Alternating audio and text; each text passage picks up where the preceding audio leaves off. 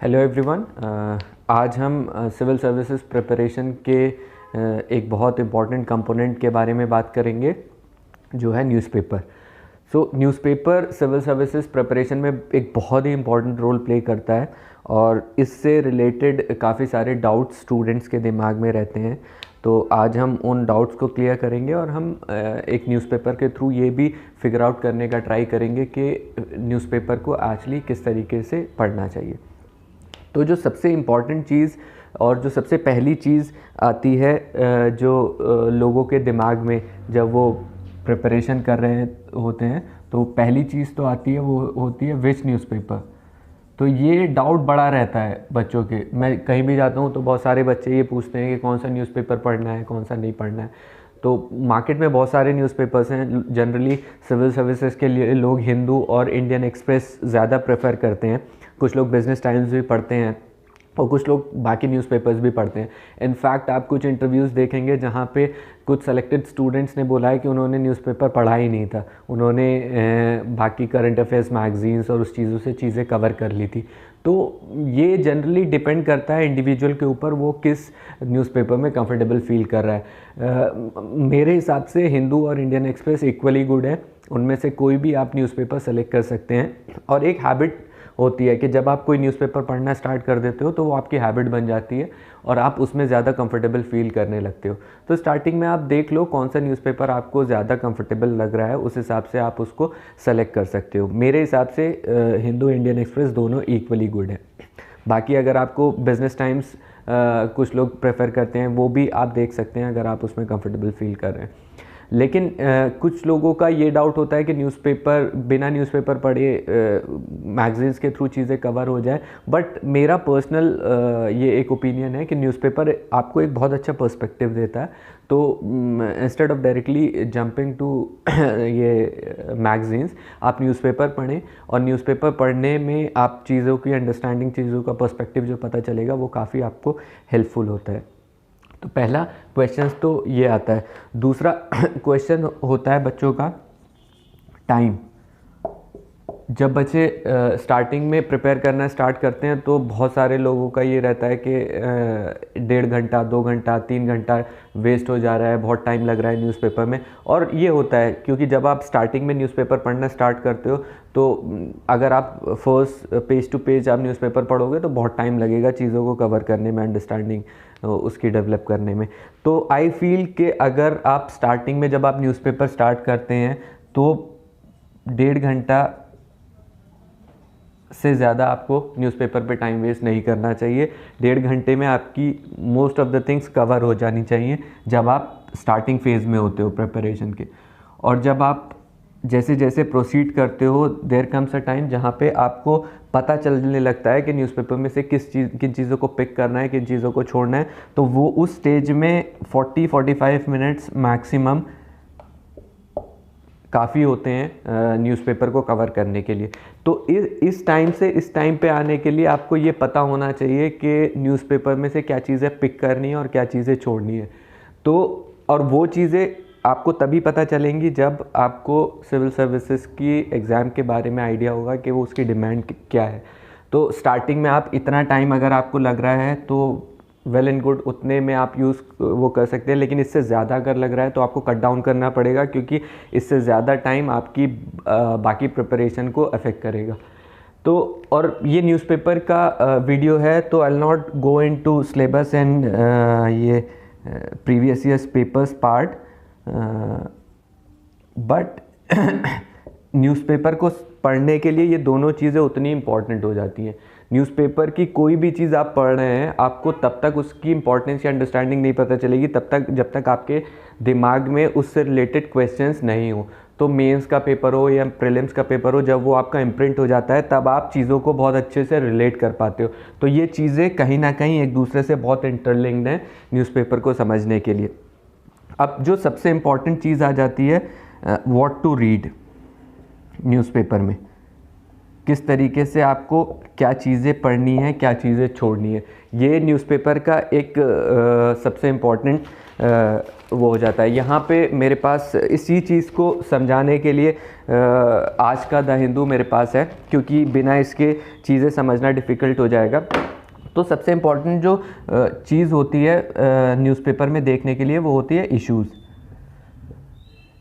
क्योंकि न्यूज़पेपर आपको एक बेसिक अंडरस्टैंडिंग देगा कि कोई भी कंट्री में या इंटरनेशनल उसमें एरेना में क्या इशू चल रहा है। फैक्ट्स, फिगर्स ये आप बाकी चीज़ों से भी कवर कर सकते हो, लेकिन न्यूज़पेपर का सबसे इम्पॉर्टेंट पर्सपेक्टिव होता है इश्यूज़ को समझना।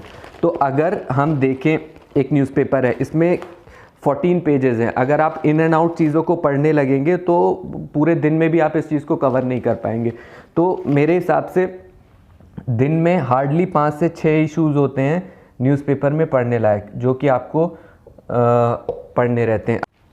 अगर हम देखें आज का द हिंदू न्यूज़पेपर, अगर हम देखें तो फ्रंट पेज की अगर हम बात करें तो यहाँ पर आप देख सकते हैं कि 1 2 3 4 5 न्यूज़ दे रखी हैं। इसमें first is India Pakistan agree to adhere to 2003 cease fire, second is government to monitor OTT content, third is related to vaccination 45+ के लिए, fourth is UK court allows extradition request Nirav Modi case का, and fifth is same sex marriages will cause havoc, government tells high court.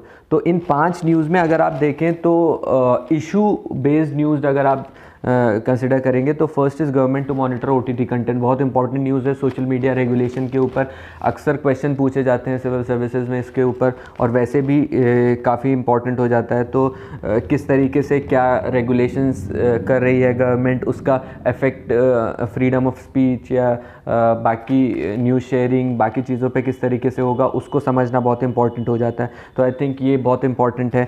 45+ will need medical certificate vaccine के लिए, तो इसको अगर आप avoid करना चाहें तो भी अवॉइड कर सकते हैं। एक्सट्रेडिशन की जो रिक्वेस्ट है नीरव मोदी की वो भी चलती रहती है, उसमें भी कोई ऐसा इशू बेस्ड चीज़ नहीं है। India Pakistan agree to adhere to 2003 seize fire, ये भी एक इवेंट है जो कि काफ़ी टाइम बाद हो रहा है, क्योंकि लेटली हमने देखा इंडिया पाकिस्तान के रिलेशंस काफ़ी अच्छे नहीं चल रहे थे। तो ये हो रहा है तो ये एक अच्छी चीज़ है, लेकिन इसमें कोई स्पेसिफिक इशू आपको पूरा नहीं मिलेगा, तो इसको भी आप उस तरीके से नहीं देख सकते।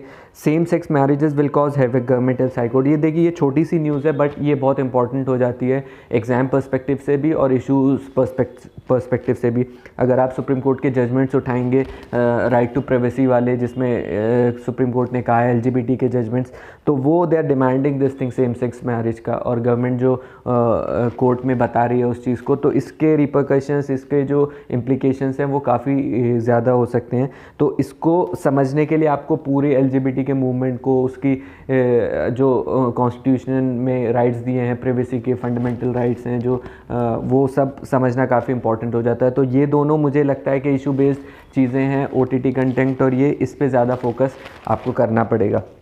अगर आप लोकल न्यूज़ में देखें तो लोकल न्यूज़ तो आप अवॉइड ही कर सकते हैं, हिंदू में भी, एक्सप्रेस में भी, किसी भी न्यूज़पेपर में लोकल जो न्यूज़ होती हैं उसको इतना कोई पढ़ने का वो ज़रूरी नहीं होता है। तो ये इस पेज पे तो ज़्यादातर लोकल न्यूज़ ही हैं सारी, तो इसको अवॉइड कर सकते हैं।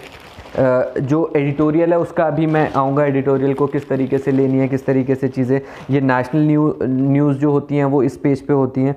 इसमें भी India China reviews status at LAC ये पढ़ा जा सकता है, देखा जा सकता है इसमें क्या चल रहा है, क्योंकि आपको जो भी इवेंट्स हो रहे हैं उनसे अपडेट रहना पड़ता है। और बाकी तो पोएट विष्णु नारायण नंबूदरी डेड, और ये सारी चीज़ें NCP PDP Hurriyat welcome India Pakistan cease fire deal, ये पॉलिटिकल न्यूज़ भी आप अवॉइड कर सकते हैं जो भी चल रहा है। बट हाँ, पॉलिटिकल न्यूज़ में कुछ चीज़ें ऐसी होती हैं जिनका कॉन्स्टिट्यूशनल इम्प्लीकेशन होता है, लीगल इम्प्लीकेशन होता है, या पार्लियामेंट का कुछ इशू होता है, उसमें आपको देखना होता है कि उसका इफेक्ट किस तरीके से हो सकता है। चाहे वो सपोज़ पुडुचेरी में रिसेंटली जो गवर्नमेंट थी वो अपनी मेजॉरिटी प्रूव नहीं कर पाई तो वो गिर गई थी, तो that's a political news, but उसके पीछे बहुत सारे इश्यूज़ हैं। अभी वहाँ प्रेसिडेंट रूल लग गया है, तो प्रेसिडेंट रूल का एक इशू आ जाता है, गवर्नर्स का डिस्क्रिशन आ जाता है, वहाँ पे स्पीकर्स का रोल आ जाता है, डिफेक्शन आ जाता है। तो बहुत सारी चीज़ें होती हैं जो उसके बैकग्राउंड में आपको समझनी पड़ती हैं किस तरीके से वो हो रही हैं। तो आपको देखना पड़ेगा कि पॉलिटिकल न्यूज़ में जो पीछे का बैकग्राउंड है, इशू है, वो क्या उसका हो सकता है। बाकी यहाँ पे एक छोटी सी न्यूज़ है, Google asked to compensate newspapers. ये भी सोशल मीडिया का जो OTT कंटेंट है उसी से रिलेटेड है, तो आप इसको लिंक कर सकते हो किस तरीके से उसमें चलनी है। अब ये इलेक्शन टाइम है, तो इलेक्शन से रिलेटेड काफ़ी सारी न्यूज़ चलती रहती हैं, तो वो सारी चीज़ें आप उसको अवॉइड कर सकते हो मोस्टली। यहाँ पे जो बिज़नेस वाला पेज होता है, इसमें कभी कभी काफ़ी अच्छी चीज़ें आ जाती हैं, और पेपर 3 में खासकर इसमें से चीज़ें पूछी जा सकती हैं। जैसे मैंने बैड बैंक को सर्किल किया हुआ है, तो बैड बैंक पे अगर प्रीवियस ईयर्स पेपर्स देखेंगे उसमें भी क्वेश्चंस पूछे गए हैं, और ये इशू बेस्ड है कि NPS जो हमारे बढ़ रहे हैं, बैंक्स लेंडिंग नहीं कर पा रहे हैं, तो उसको किस तरीके से एक नया बैड बैंक क्रिएट करके हम रिवाइव किया जा सकता है जो एग्जिस्टिंग बैंक्स हैं। तो ये चीज़ें इंपॉर्टेंट हो जाती हैं आपको पढ़ने के लिए। तो अगर हम नोट डाउन करना चाहें कि आज के न्यूज़पेपर में, और आप भी ये 26 फरवरी का न्यूज़पेपर उठा सकते हैं, एंड द हिंदू है, उससे मेरे इश्यूज़ और अपने इश्यूज़ को लिंक कर सकते हैं कि आपको क्या इंपॉर्टेंट लगा और मेरे इश्यूज़ क्या इंपॉर्टेंट थे। तो सबसे पहले तो OTT का जो है रेगुलेशन आता है, जो मेरे हिसाब से सबसे इम्पॉर्टेंट न्यूज़ थी इस टाइम पे। दूसरा, यहाँ पे सेम सेक्स मैरिजेस का जो इशू है वो भी मुझे काफ़ी इम्पोर्टेंट लगा, क्योंकि इसके इम्प्लीकेशंस काफ़ी होते हैं, और इसी टाइप के क्वेश्चंस जो हैं वो बनते हैं एग्ज़ाम में। ये चीज़ हो गई। थर्ड, मुझे एक बैड बैंक्स का लगा कि हम किस तरीके से, तो जब भी आप कोई न्यूज़पेपर में इशू आ रहा है तो उसका करंट वर्जन आपको पता चलेगा कि उसमें क्या हो रहा है। आपको उसका बैकग्राउंड स्टडी, बैकग्राउंड रिसर्च आपको खुद से करनी पड़ेगी। तो आपको अगर ये लगता है कि ये इशू इंपॉर्टेंट है तो आप इसे इन एंड आउट कवर कर लें। बैड बैंक्स का हो सकता है कोई पर्टिकुलर न्यूज़ दी हो, बट उसका क्या पूरा बैकग्राउंड है उसको आप खुद से कवर कर सकते हैं। चौथा, जैसे एक मैंने डिस्कस नहीं किया, मैं पढ़ रहा था म्यांमार कू के बारे में दिया हुआ था, तो ये चीज़ भी इम्पॉर्टेंट हो जाती है कि किस तरीके से वहाँ पे प्रॉब्लम्स हो रही हैं और वहाँ इंटरनेशनल उसमें क्या चल रहा है, तो ये भी आप देख सकते हैं। और एक सीज़ फायर का है इंडिया पाकिस्तान के बीच में।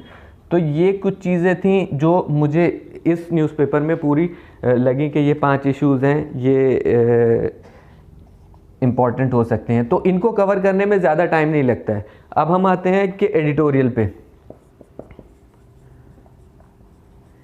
ये सबसे इम्पॉर्टेंट पार्ट होता है न्यूज़पेपर का, लेकिन कभी कभी क्या होता है कि एडिटोरियल में भी बहुत सारी ऐसी चीज़ें होती हैं जो आप अवॉइड कर सकते हैं।